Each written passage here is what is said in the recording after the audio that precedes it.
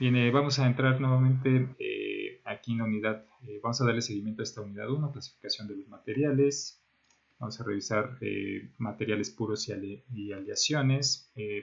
Los metales, como lo comentábamos, pues tienen una clasificación: materiales ferrosos, no ferrosos, que ya revisamos en la sesión anterior.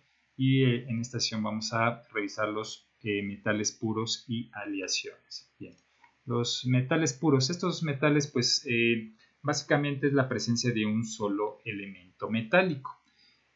Puede tener la inclusión de otro elemento, ya sea metal o no metálico, pero en muy baja proporción. El que predomina aquí es la presencia de un solo elemento. Tenemos por ahí pues el caso del oro, el platino, la plata, el rodio y el paladio. Bien, estos materiales pues obviamente provienen de los minerales, entonces los encontramos dentro de la corteza terrestre. Los podemos encontrar sobre la superficie y algunos de ellos tenemos que excavar para poderlos encontrar.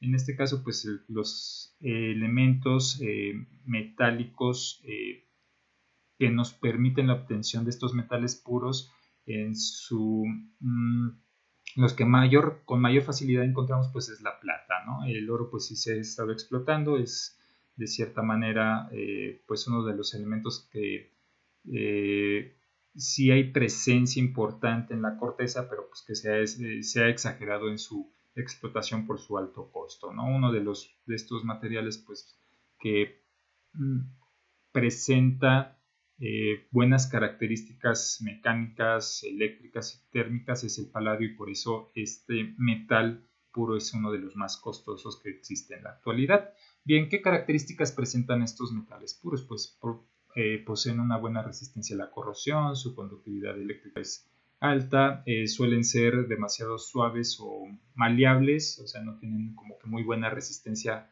mecánica. Por eso muchas veces estos metales puros o estos elementos se llegan a unir con otros elementos para mejorar sus propiedades mecánicas, como lo habíamos mencionado en la sesión pasada. En el caso de la plata o el oro, son materiales relativamente muy maleables, pero se requiere llevar a cabo una aleación o el agregar otro elemento para mejorar sus propiedades mecánicas. Entonces, aquí repito, los metales puros son aquellos que tienen en su composición mayor presencia de un solo elemento metálico. Entonces, bueno, de hecho, pues su mismo nombre pues ya nos da idea de por qué se dicen metales puros, porque están formados en su mayoría de un solo elemento. Bien, vamos a ver aquí algunas de las características adicionales a las que les mencionaba de estos metales puros. Bien, como están formados básicamente por un solo elemento, cada uno de estos elementos que están presentes dentro de la tabla periódica, que son considerados metales, son los que están aquí en rojo, pues presentan una estructura cristalina característica. Recordamos que una estructura característica es aquel ordenamiento que presentan sus átomos. Recordamos que puede haber diferentes ordenamientos, lo cual nos da diferentes tipos de estructuras. Aquí tenemos un ejemplo de las estructuras, o más bien son los sistemas cristalinos presentes o que existentes hasta la actualidad. Esto, pues, repito, cada elemento tiene un característico ordenamiento de sus átomos, y obviamente este ordenamiento pues nos va a brindar diferentes propiedades, ya sea propiedades mecánicas, térmicas o eléctricas principalmente. Entonces esto lo vamos a ver en la siguiente unidad, que son sistemas cristalinos. Esto ya lo vamos a ver más a detalle, pero quise presentárselos para que tengan esa idea de cuáles son los sistemas cristalinos que pueden estar presentes. Cada uno de estos elementos presenta obviamente ya dependiendo del elemento, pues va a presentar una estructura propia, ¿no? El cobre va a presentar una estructura propia, el oro una estructura propia, etcétera. Obviamente pues hay elementos que presentan la misma estructura, que no genera mayor problema, ¿sí? Entonces aquí les puse la tabla periódica. Los de rojo pues son los metales, principalmente los que están aquí arriba, pues son los que se utilizan para obtener un material metálico. Bien, ahora tenemos los metales aliados. En este caso, pues a diferencia, y como lo hemos comentado en la clase pasada y un poquito al inicio de esta sesión, pues ya sabemos que un metal puro pues es aquel que está formado por un solo elemento. En su caso, pues los metales aliados pues es la unión de dos o más elementos, donde el elemento principal tiene que ser un elemento metálico. Los otros elementos que se le adicionan para mejorar sus propiedades puede ser un elemento metálico o un elemento no metálico, obviamente en menor proporción que el elemento principal, repito, para poder decir que tenemos un metal. Entonces la unión de dos o más elementos pues nos permite la obtención de un metal aliado. Obviamente estas aleaciones se realizan o se llevan a cabo para mejorar las propiedades de los materiales. Si tenemos un elemento o un metal puro, como lo comentábamos en la diapositiva hace 2 diapositivas, pues estos presentan ciertas características que limitan sus aplicaciones. ¿A qué me refiero con que limitan sus aplicaciones? Pues principalmente por las propiedades mecánicas muchas veces pues, no pueden ser aplicados algunos materiales o metales puros. Es por eso que se busca la manera de reforzarlos siempre y cuando el metal puro sea el principal componente. Entonces dices, ok, tengo la plata, pero pues la plata es muy maleable e incluso puede llegar a ser frágil. ¿Qué hago para evitar que sea muy maleable y que se fracture muy rápidamente? Pues lo voy a aliar, lo puedo aliar con otros elementos, repito, ya sea un elemento metálico o no metálico para mejorar estas propiedades, que es básicamente lo que dice aquí en este cuadrito amarillo. Aquí en el cuadro verde pues indica lo que más a detalle lo que se les acababa de comentar, ¿no? ¿Por qué se dice que tenemos un material aliado? Aquí una de las características para poder llevar a cabo estas aleaciones es de que sean miscibles entre ellos o que se puedan combinar de una manera adecuada. Como lo hemos visto empíricamente, hay veces que queremos nosotros hacer una determinada mezcla o queremos llevar a cabo una unión a partir de una soldadura y no se puede. ¿Por qué? Porque no son miscibles el material que queremos unir con el material de la soldadura. Entonces a eso se refiere con miscibles, ¿no? Por eso hay un tipo de... Voy a retomar este ejemplo de la soldadura y algunos materiales que se soldan con un tipo de fundente y hay otros materiales, por decir el caso del aluminio, que requiere de otro tipo de fundente para que se pueda llevar a cabo la unión. Eso es lo que se refiere con miscible, ¿no? Que se puedan unir y que no se rechacen. En su mayoría, pues obviamente estos materiales metálicos, ya sean ferrosos, no ferrosos, puros o aleaciones, tienen la presencia de enlaces metálicos, que es una nube de electrones que permite que se unan estos diferentes elementos. Bien, vamos a pasar a la siguiente diapositiva. Bien, las propiedades principales que se pueden obtener de una aleación pues son las siguientes, ¿no? Si tenemos el carbono como material aliante que se lo agregamos, en este caso por decir el hierro para obtener un acero, pues ¿qué aportación tiene? Pues aumenta la dureza, la resistencia, el silicio como material aliante pues incrementa la elasticidad, la conductividad magnética, el manganeso la dureza, resistencia al desgaste, el cromo la dureza, resistencia al calor y al rozamiento, imprescindible para hacerlo inoxidable, perdón. En este caso el cromo pues es un material que mejora bastante las propiedades superficiales de los materiales. La dureza, recordamos que la dureza es la capacidad que tiene un material para resistir el rayado. Entonces este cromo pues mejora esa propiedad superficial de los materiales, incrementa la dureza, hace que sea menos factible que se pueda rayar un metal en su superficie. Entonces es un elemento ampliamente utilizado porque muchas de las piezas o muchos de los materiales pues obviamente son para fabricar algunas piezas. En el caso de de la industria metalmecánica, pues son piezas que son utilizadas para la fabricación de grandes máquinas. Entonces lo que se busca es de que se desgasten lo menos posible, por eso utilizan mucho como material aliante el cromo para reducir el desgaste que existe en su superficie. También como muchos de estos materiales, repito, que se utilizan en la industria metalmecánica, pues están expuestos a diferentes ambientes para evitar la oxidación o algún tipo de degradación superficial, pues se utiliza el cromo. También otro material aliante que tenemos pues es el níquel, aumenta la tenacidad, la resistencia a la tracción y la corrosión. Molibdeno, dureza, resistencia al desgaste mecánico en caliente. El vanadio, dureza, resistencia al desgaste mecánico en caliente. Wolframio, tenacidad y resistencia al calor y a la corrosión. Entonces es importante que entiendan esto. Un material aliante pues se desarrolla para mejorar ciertas propiedades. Principalmente lo que se busca con los aliantes es mejorar las propiedades mecánicas. Es una de las principales intenciones, el que sea más resistente, el que sea más duro. Entonces hay que tomar en cuenta estos elementos. Obviamente pues se pueden utilizar otros elementos aliantes, pero estos son los principales que están presentes. Bien. No sé si tengan hasta aquí alguna duda o comentario, muchachos. Sí, adelante.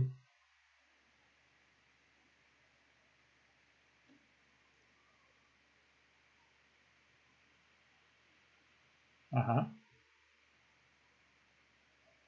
ajá.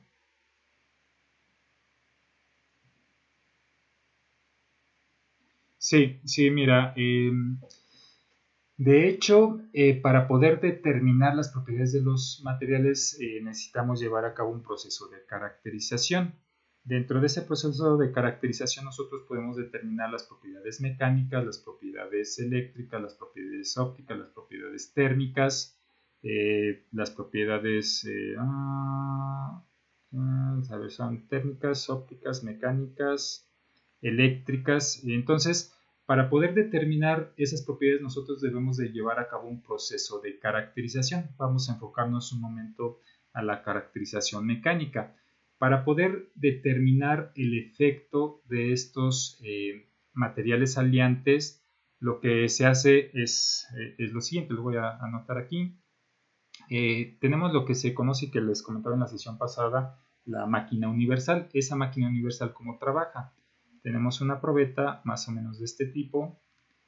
De hecho, allí en industrial pues tienen mucha, bueno, no sé si tengan de estas máquinas, pero al menos en mecánica sí se tiene una probeta ahí. Vamos a suponer que está a la derecha, ¿no?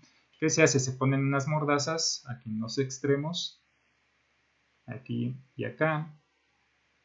Se aplica una fuerza ya sea de compresión o de tensión, principalmente se aplica una fuerza de tensión en esta dirección y que se busca estirar este material. Aquí en el centro, en el cuerpo de esta probeta, pues hay un sensor,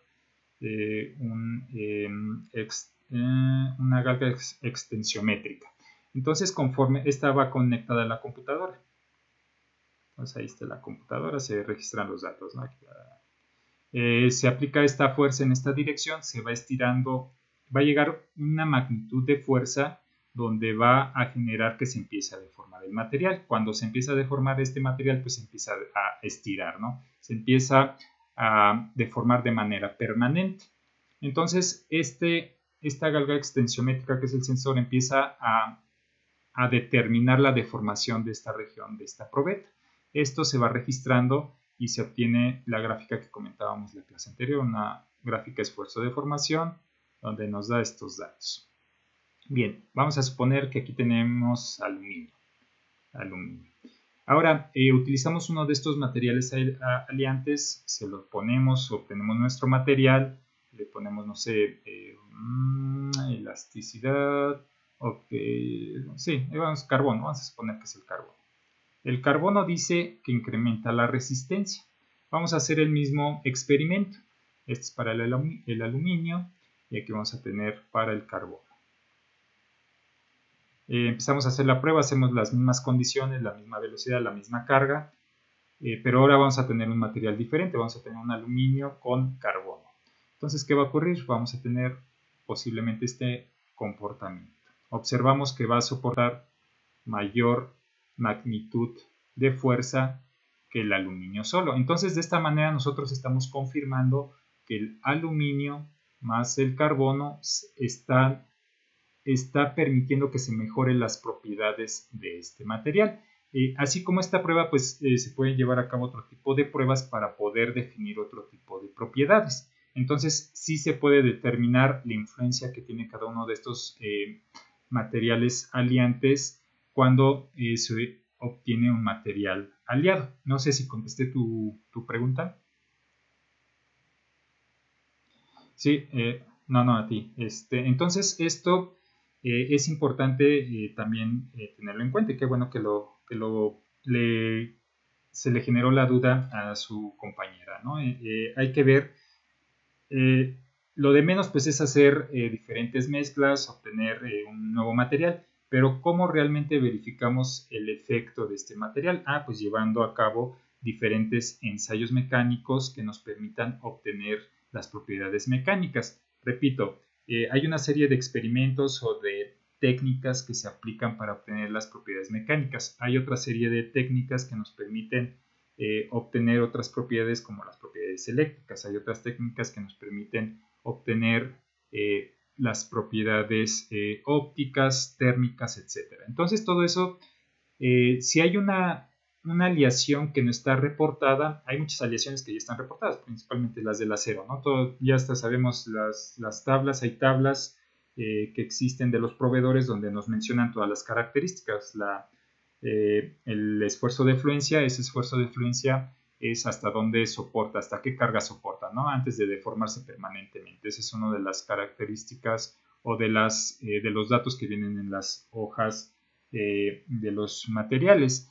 Otra propiedad pues es la resistencia a la flexión, qué tan rígido es el material para evitar que se flexione. Entonces, con respecto a los aceros ya existen esas tablas con todos esos datos porque ya son conocidos, ya se hicieron todo este proceso de caracterización para obtener sus propiedades. Pero en el momento de que se genera una nueva aleación, que nosotros hacemos una revisión bibliográfica y no encontramos ninguna información con respecto a esta nueva aleación que nosotros creamos, debemos llevar a cabo todo este proceso para conocer todas sus características. Obviamente, antes de tener la aleación, pues hacemos pruebas con materiales de referencia. En este caso, si hacemos, repito, la aleación de aluminio-carbono, pues primero medimos el aluminio solo para ver cuál es la aportación del elemento aliante que nosotros anexamos.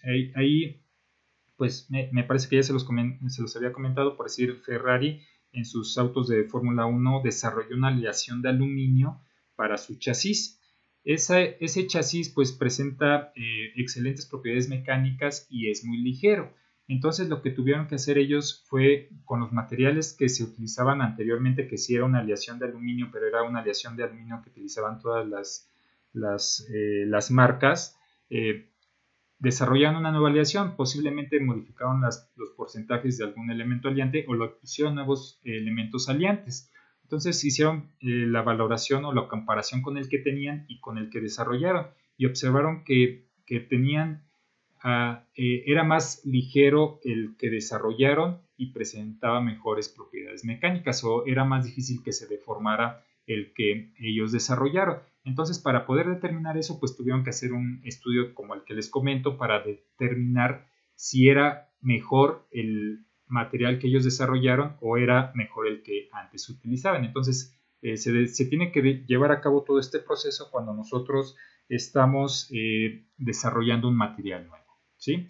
Entonces, creo que ustedes no llevan esa asignatura de caracterización de los materiales, pero hay algunas carreras donde sí se lleva esta asignatura de caracterización de materiales, donde les repito, bueno, también su mismo nombre lo dice, caracterización de materiales, las características de los materiales. Ahí nos indican qué técnicas están disponibles o existen actualmente para poder determinar las diferentes propiedades de los materiales.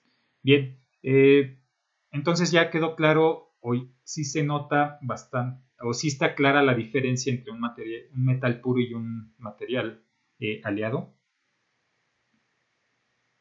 Ok, gracias. Bien, entonces con esto pues ya terminamos de ver esta clasificación de los metales.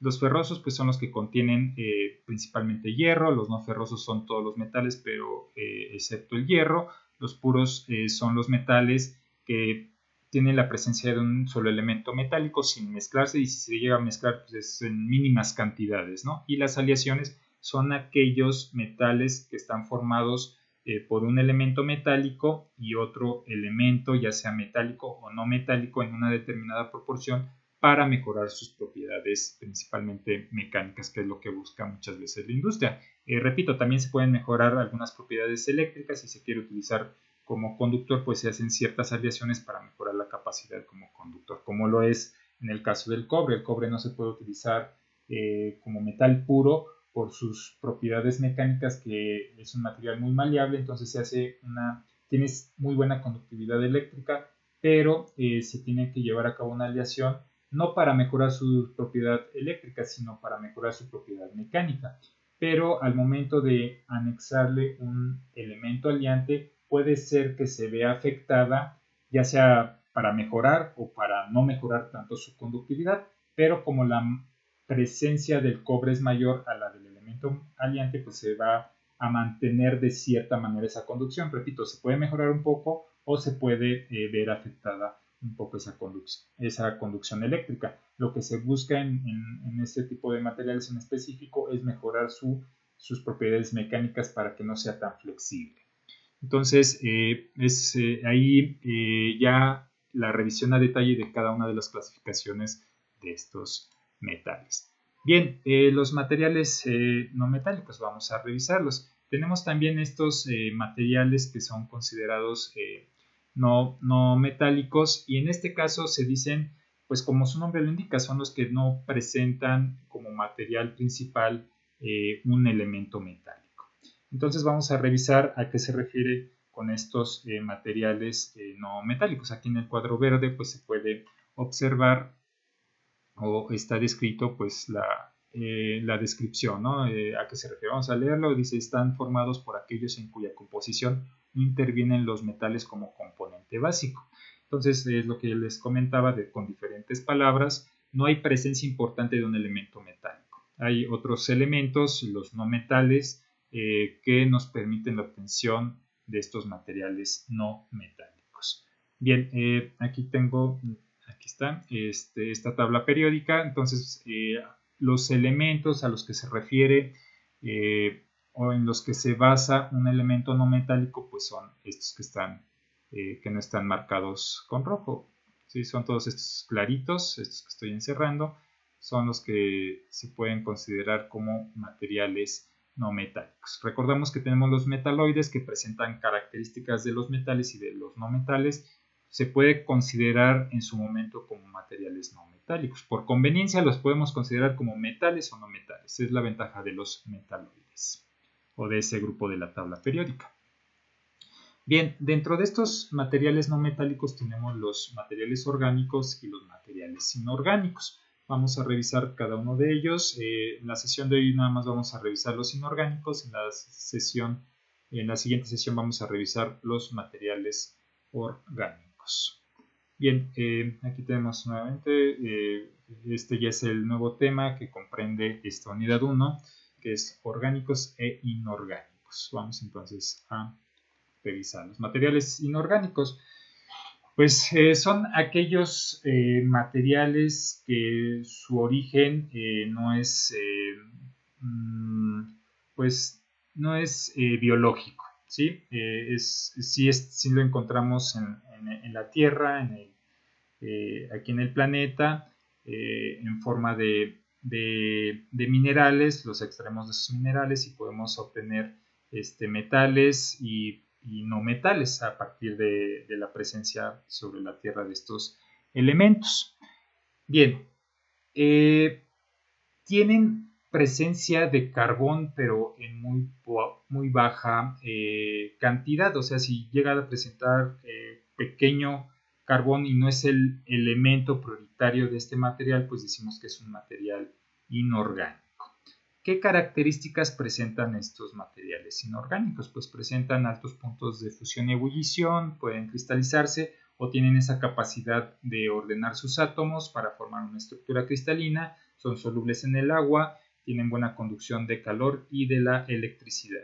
Bien, hay una clasificación para estos materiales inorgánicos, pero espero que quede claro que es un material inorgánico. Son aquellos que están formados pueden estar formados por elementos metálicos o no metálicos. Puede haber presencia de carbono, pero en muy pequeña o muy baja proporción. A lo que me refiero es que quede claro esa parte del carbono, porque esa es la parte vital para poder identificar cuando tenemos un elemento inorgánico, perdón, un compuesto o un material inorgánico o un compuesto o un material orgánico. La clave es el carbón o la presencia de ese carbón. Entonces, repito, los materiales orgánicos sí están formados por metales o pueden estar formados por metales o no metales con una baja presencia de carbono. Si no porque haya carbono vamos a decir que es un material orgánico, ya ahí depende la magnitud del elemento o la presencia del elemento en nuestro compuesto o nuestro material. Bien, observamos y pues las características que presentan pues estos materiales inorgánicos pues son muy buenas, ¿no? Esos puntos de fusión y ebullición pues hacen que sean ampliamente utilizados. ¿A qué nos referimos con puntos de fusión y ebullición? Punto de fusión es cuando vamos a decir tenemos un plástico o un metal, vamos con el metal mejor. Tenemos un aluminio, lo queremos fundir, de ahí la palabra fundir, lo queremos cambiar de estado sólido a estado líquido, lo llevamos por lo regular, las aleaciones o el aluminio funde a 700 grados, lo llevamos a 700 grados y ¿qué observamos? Que va a cambiar de estado ese material. Tenemos el cubo de aluminio, lo llevamos a 700 grados y ¿qué ocurre? Va a fundir, se vuelve un líquido. Entonces, a esa temperatura donde se vuelve líquido es lo que decimos que es el punto de fusión. El punto de ebullición es cuando cambia de estado líquido a estado gaseoso. Entonces, el que tengamos altos puntos de fusión y ebullición hacen que sean ampliamente utilizados. ¿Por qué? Retomo el caso del aluminio. Algunos automóviles actualmente están utilizando en su motor un monobloc de aluminio. Es una aleación de hecho de aluminio y pues sabemos que los motores pues sí generan altas temperaturas. Vamos a suponer una temperatura máxima de 150 grados, de 200 grados. ¿Qué ocurre con esto? Si nosotros tuviéramos un aluminio que soporta 150 grados, pues obviamente se va a ver afectada su aplicación porque no va a soportar las temperaturas deseadas. Si nosotros vamos a fabricar un monobloc que queremos que soporte 200 grados y el material que queremos utilizar es de 150 grados, pues no nos va a servir. ¿Por qué? Porque cuando llega a esos 200 grados ya va a estar derretido nuestro monobloc. Entonces de ahí la importancia de que presenten esos altos puntos de fusión y ebullición. Amplían bastante la aplicación de los diferentes materiales inorgánicos, que es principalmente lo que se busca, ¿no? Principalmente en la industria metal mecánica. Vamos con la siguiente. Permítame. Ok. Bien, como lo comentaba, hay una amplia clasificación con respecto a estos materiales inorgánicos. Vamos a tener óxidos, hidróxidos, ácidos, sales, irrepetizales y hidruros. Bien, dentro de estos materiales inorgánicos nosotros podemos considerar a los cerámicos y a los metales, porque cumple con las características, cumple con la característica de que está formado por un metal y un no metal, y hay una baja presencia del carbono en caso de que exista presencia de este elemento.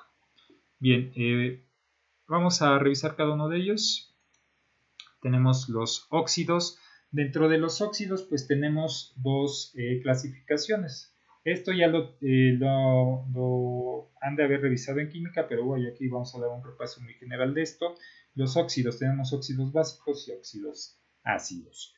Dentro de los óxidos ácidos es, ¿cómo obtenemos este tipo de óxidos ácidos? Pues es la presencia del oxígeno más un metal.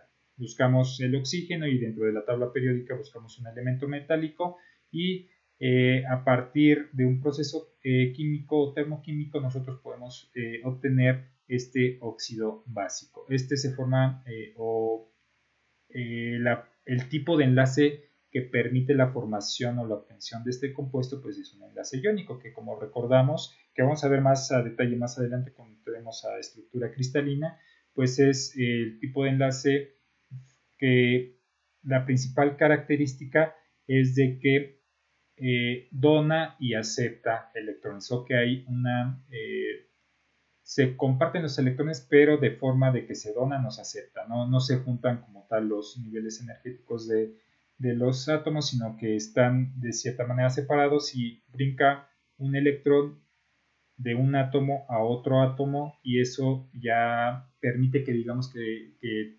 tenemos la presencia de un enlace iónico. Uno de los ejemplos de estos óxidos básicos pues es el óxido de magnesio. Observamos y tenemos el elemento metálico, que es el magnesio, y el oxígeno, la presencia del oxígeno. Entonces, en este caso decimos que tenemos un óxido básico.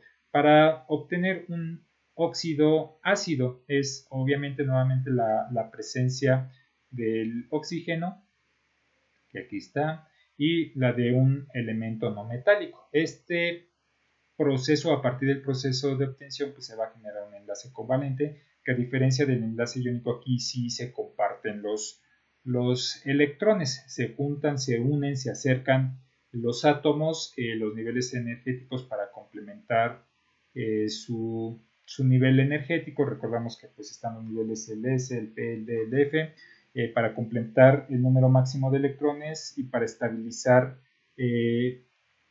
el compuesto o la unión de estos átomos, pues se tiene que compartir los electrones. Entonces, repito, esto de los enlaces lo vamos a ver más a detalle en la unidad de estructura cristalina. Pero vaya, aquí pues se los comento, es algo que ya de cierta manera pues conocen que a partir de la asignatura de química. Uno de los ejemplos de los óxidos ácidos pues es el monóxido de carbono. Entonces tenemos en este caso pues aquí la presencia del carbono, que es uno metal, y la presencia del oxígeno. Si cumple con estas características del oxígeno y de uno metal, pues tenemos un óxido ácido. El otro tipo de compuesto de material que podemos obtener de una composición inorgánica pues son los hidróxidos.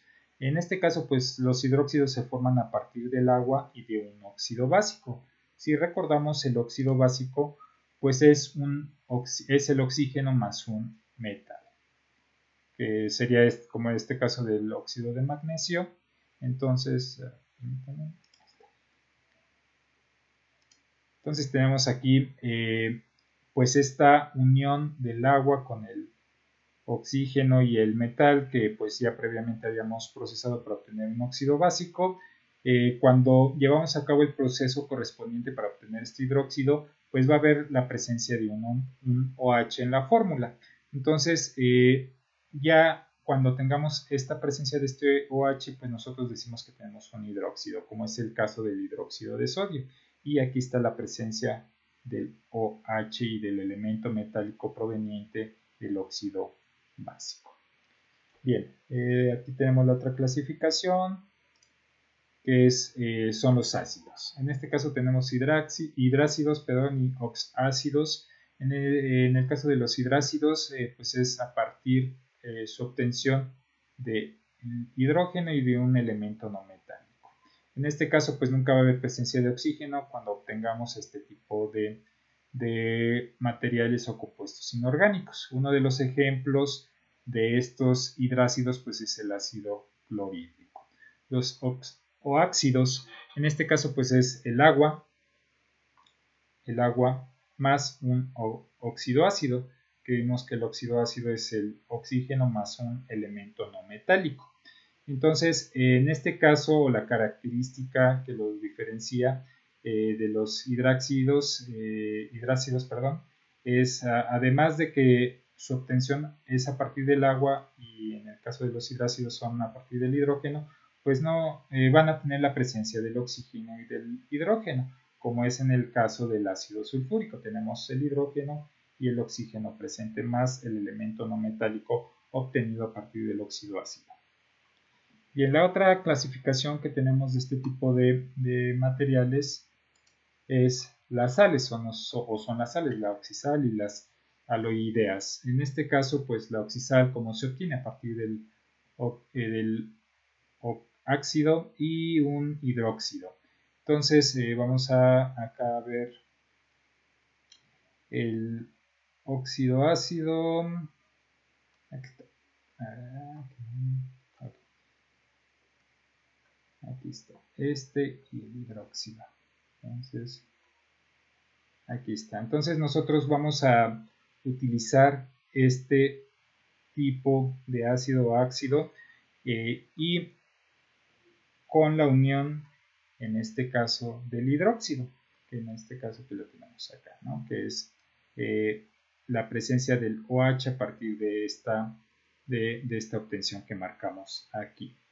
Entonces eso nos va a permitir la obtención de esta oxisal. En este caso, pues siempre va a presentar en su fórmula, cuando ya tengamos la obtención de este compuesto, de este material, pues el oxígeno y de un metal y de un no metal. Estas se obtienen a partir de los elementos que nos permiten llevar a cabo el proceso para obtener este tipo de oxisal. Uno de los ejemplos de esta oxisal pues es el nitrato de sodio. Aquí está pues la fórmula, ¿no? Está el oxígeno y los otros elementos aportados por el oxácido y el hidróxido. Tenemos también dentro de estas sales las aloideas. En este caso pues es a partir de la formación de un no metal y de un metal.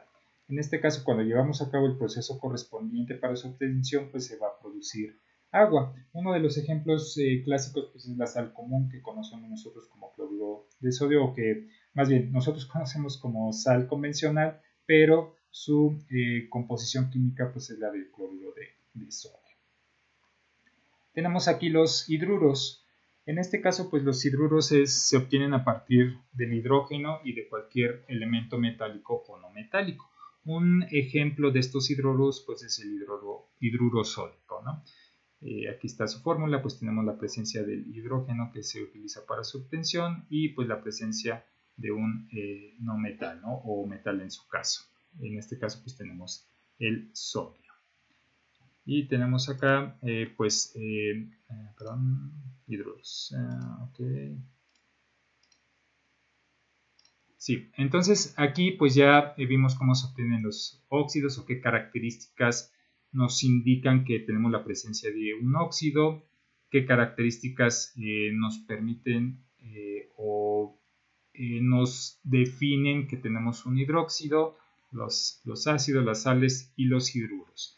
Entonces, en este caso, muchos de estos compuestos son aplicados principalmente para la industria farmacéutica. Se pueden utilizar muchos de estos materiales inorgánicos en la industria farmacéutica, en la industria de la salud y belleza en general. Si observamos nuestro champú, nuestro jabón que utilizamos, algunas cremas, pues utilizan al menos algún tipo de material inorgánico, el cual dependiendo del tipo de material inorgánico que tenemos, pues obviamente va a tener sus características propias. Es por eso que pues este tipo de materiales pues son ampliamente utilizados.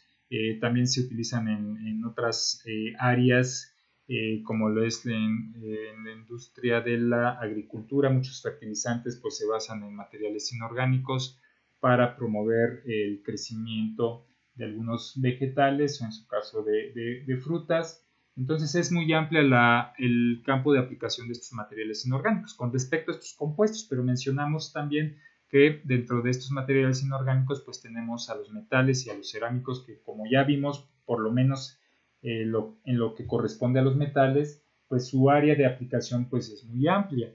Lo mismo para los cerámicos. Aquí no quise mencionar tanto a detalle los cerámicos porque lo vamos a ver más adelante.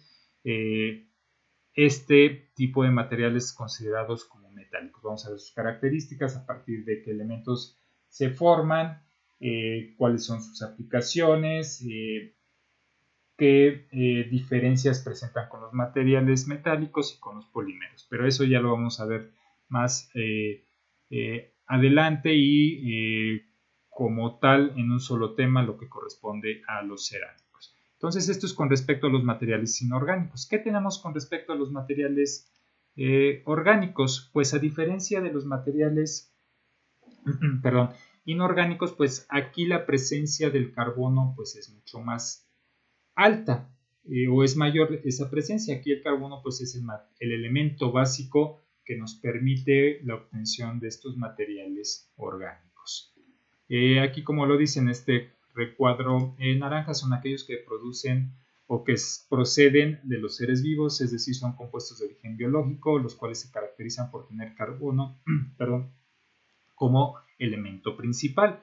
Igual una de las características que podemos observar que son así como que infalibles para decir que es un compuesto orgánico, pues es esto, de que son combustibles, ¿no?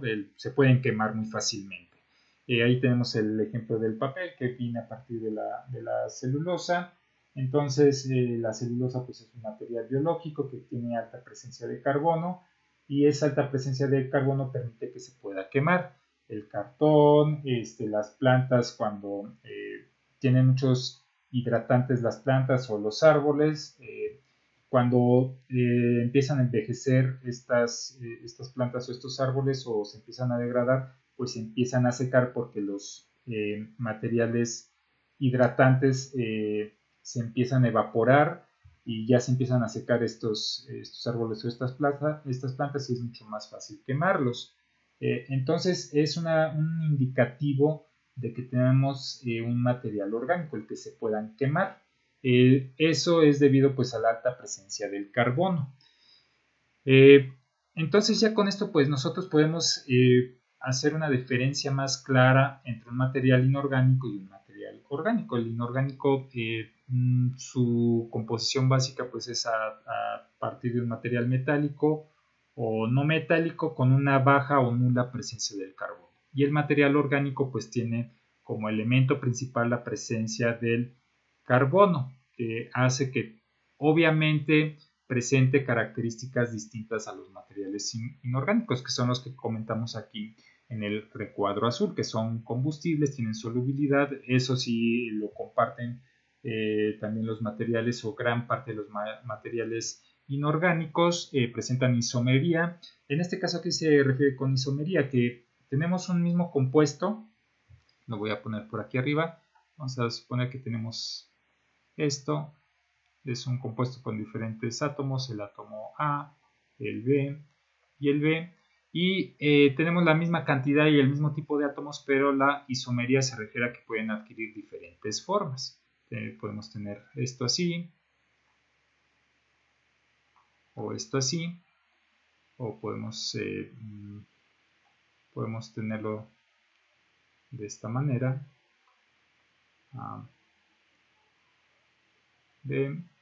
Así con otro ángulo. Perdón, aquí es, este sería A.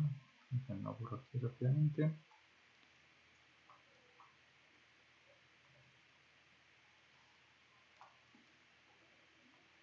Pero ¿qué impacto tiene en el que puedan adquirir otra forma? Pues el principal diferencia con respecto a esta isomería de que tengamos una determinada organización u otra organización como lo habíamos comentado en el caso de los materiales cristalinos, que dependiendo de la posición de los átomos va a ser una determinada característica, pues en esto también, ¿no? Va a tener una determinada característica.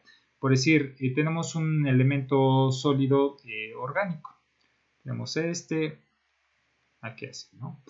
Lo disolvemos en algún disolvente, puede ser en acetona.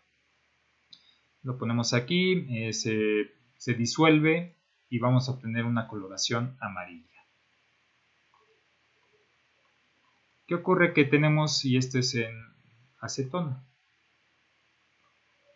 Pero ¿qué ocurre si tenemos ese mismo compuesto y ahora lo disolvemos en cloroformo? Perdón, tenemos este mismo compuesto pero con una diferente alineación, que ahora lo tenemos así. Lo disolvemos aquí, siendo el mismo, siendo este A, este B, este B, este A, este B y este B. ¿Qué va a ocurrir?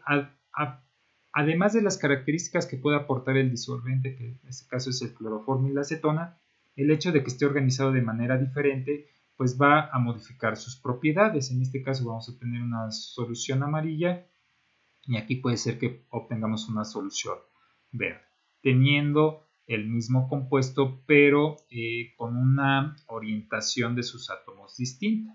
Entonces eso es a lo que se refiere con isomería, que se pueden modificar las posiciones de los átomos para modificar sus propiedades, ya sean mecánicas, ópticas, eléctricas, etc.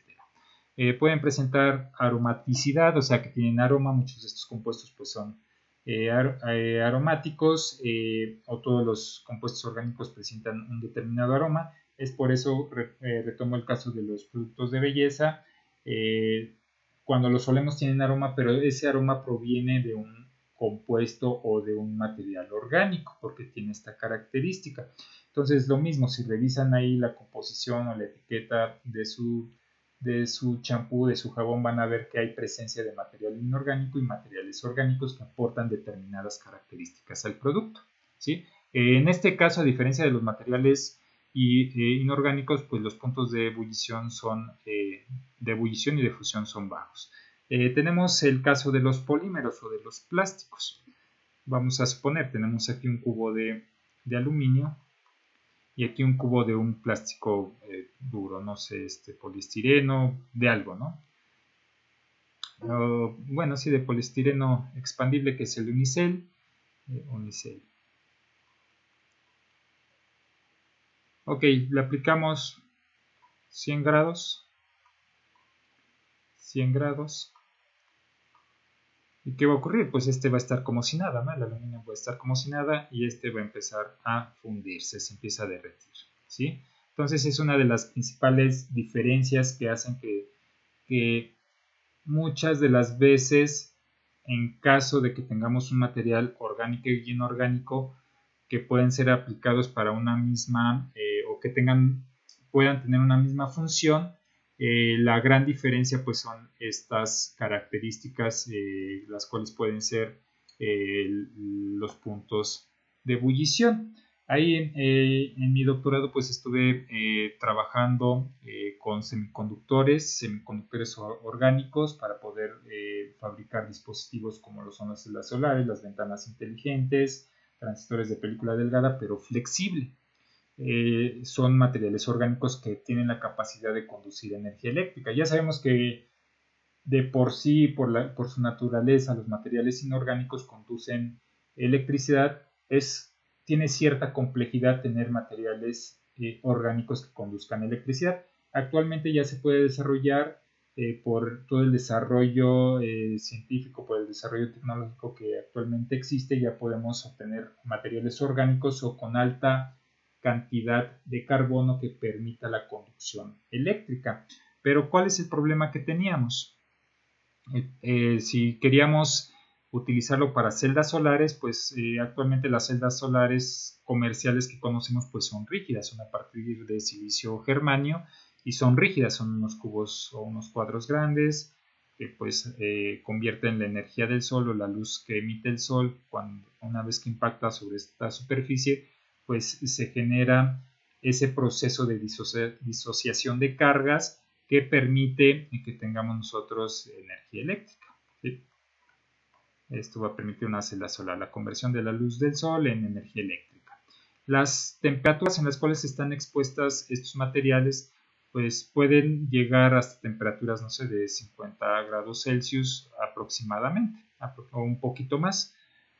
Estos materiales que son materiales o metaloides tienen un alto punto de fusión y de ebullición. Entonces, pues sin problema estas celdas inorgánicas pueden soportar 100 grados Celsius.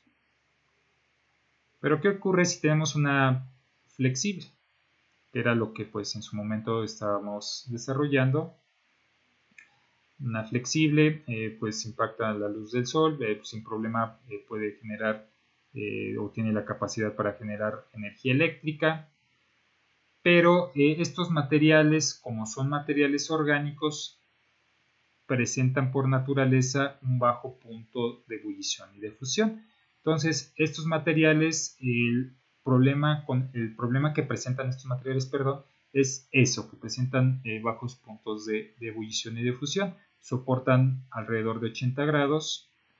Entonces, si tenemos un caso donde están a 50 o aproximadamente 50-60 grados, pues va a empezar a verse afectada la eficiencia en su generación eléctrica porque no soporta tanta temperatura y está muy cercana a la temperatura en la cual se empieza a cambiar su estado de la materia y empieza posiblemente a degradarse. Entonces es un problema con el que hemos estado pues tratando, pero pues ya hemos solucionado esta situación haciendo ciertas modificaciones en la estructura química y hemos obtenido compuestos que soportan sin problema los 100 grados Celsius, pero pues es un inconveniente, ¿no?, de estos tipos de materiales que no son inorgánicos. Los inorgánicos pues son los más utilizados porque tenemos, repito, los cerámicos, los metales, ¿no? En el caso de los orgánicos, el material que tiene más impacto pues es todo lo referente a los polímeros. Sabemos y pues los polímeros, como lo comentábamos en algún momento, pues son ampliamente utilizados, ya ha sido excesivamente utilizado. ¿Pero por qué ha sido excesivamente utilizado? Porque se han mejorado tanto sus características que incluso llegan a superar las propiedades de algunos metales. Conocí a un amigo que estuvo haciendo su maestría en Japón y, como saben, en Japón pues el principal problema que tienen pues son los temblores, ¿no? Entonces él desarrolló una barra o una varilla. Tenemos nuestra varilla de acero, sin problema, y él desarrolló una varilla de polímero reforzado con nanofibras. Entonces, básicamente es un polímero, ¿no? Pero él desarrolló la estructura o la composición que obtuvo de su polímero, pues observaron que mejoraba sustancialmente o superaba de forma importante pues las propiedades mecánicas del acero. Entonces ya empezaban a comercializar esto, y una de las grandes ventajas, aparte de la resistencia mecánica que presentaba el polímero comparado con este acero, era de que cuando se empezaba a flexionar no se fracturaba tan rápidamente como el acero. Entonces por ahí ya entra la cuestión de las vibraciones mecánicas, que el acero pues entra a una determinada frecuencia que se conoce como frecuencia natural, que lleva al límite de los materiales y los empieza a fracturar, porque ya empieza a moverse solito, ¿no? Empieza la vibración a hacer que se mueva solito, sin control el material, y genera por fatiga ciertas fallas. Entonces el polímero, por las mismas capacidades que tenía de ser un material más dúctil, sí se oscilaba, empezaba a oscilar, pero por lo mismo que era flexible, pues se tardaba mucho en generarse este tipo de fracturas. Entonces ese material pues tuvo mucho impacto allí en Japón. Ya no supe en dónde quedó, pero sí supe que se llegó a comercializar a cierto nivel. Y en este caso lo que quiero dar a entender, que no por tener características diferentes a los materiales inorgánicos pues se puede limitar mucho su aplicación.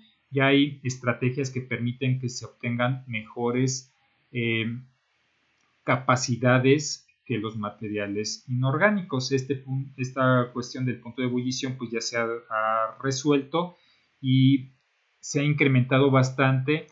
La ventaja de los materiales orgánicos, que presentan cierta flexibilidad o son más dúctiles que los metales. Entonces esa ductilidad permite que tengamos otro tipo de aplicaciones, ¿no? Por decir, retomando esto de las celdas solares, los materiales inorgánicos que se utilizan para poder fabricar estas celdas pues son rígidos, y los materiales orgánicos lo que permiten es de que sean flexibles y por lo tanto puedan adquirir otro tipo de forma, ¿sí? Entonces aquí a grandes rasgos estamos viendo esas grandes diferencias entre los materiales orgánicos. Aquí vamos a ver hasta esto de materiales orgánicos. Ya en la siguiente sesión vamos a ver cómo se clasifican los materiales orgánicos, qué tipos de materiales orgánicos hay en la actualidad, que son bastantes, repito, principalmente por el concepto de polímero. Eso de polímero va donde volteen su celular, la computadora, la televisión, las impresoras, pues básicamente todos los electrodomésticos y electrónicos pues tienen uso de polímeros en los vehículos. Actualmente en el interior pues el 80% está fabricado o se utiliza polímero para el interior de los vehículos. Ya se están utilizando algunos polímeros para sustituir algunas piezas metálicas como el múltiple de escape. El múltiple de escape pues genera altas temperaturas porque pues ahí está saliendo la combustión del motor. Anteriormente pues eran metálicos, actualmente ya muchos vehículos están utilizando polímeros para sustituir ese escape o esa sección del escape, lo que nos indica que son materiales orgánicos que soportan altas temperaturas porque ya se encontró la formulación adecuada para que sean resistentes a esas altas temperaturas. Bien, muchachos, no sé si tengan alguna pregunta hasta aquí.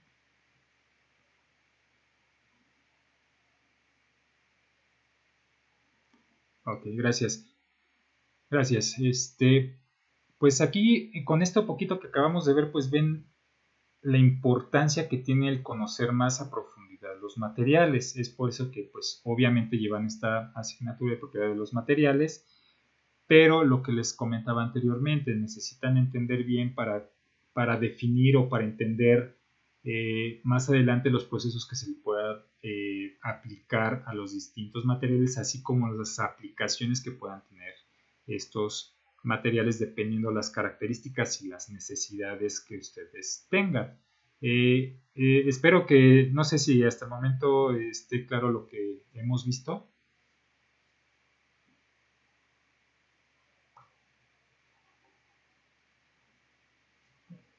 Ok, gracias. Gracias. Les repito, si tienen alguna duda, sin problema me la hacen y tratamos de aclarar lo mejor posible. Aquí, repito, la idea es de que en este curso pues les quede lo más claro posible y entiendan lo mejor posible esta parte de los materiales, ¿no? Las características que presentan determinados tipos de materiales, las características que presentan otro tipo de materiales, de qué manera nosotros podemos conocer estas características, que fue lo que me cuestionó hace un momento su compañera. Dice, ok, tenemos un material puro, pero ¿cómo podemos determinar el efecto que tiene el material al lente? Pues por la caracterización, ¿no? Y ya de forma muy general pues explicamos, ¿no? Cómo se puede llevar a cabo. Entonces vamos a dejar hasta aquí esta sesión y ya posteriormente pues vamos a ver lo correspondiente a los materiales orgánicos que se pueden clasificar con respecto a su origen, a su estructura, a sus grupos funcionales y a su polaridad. Pero esto lo vamos a ver en la siguiente sesión para no saturarlos de información. ¿Hasta aquí tienen alguna pregunta o comentario, muchachos?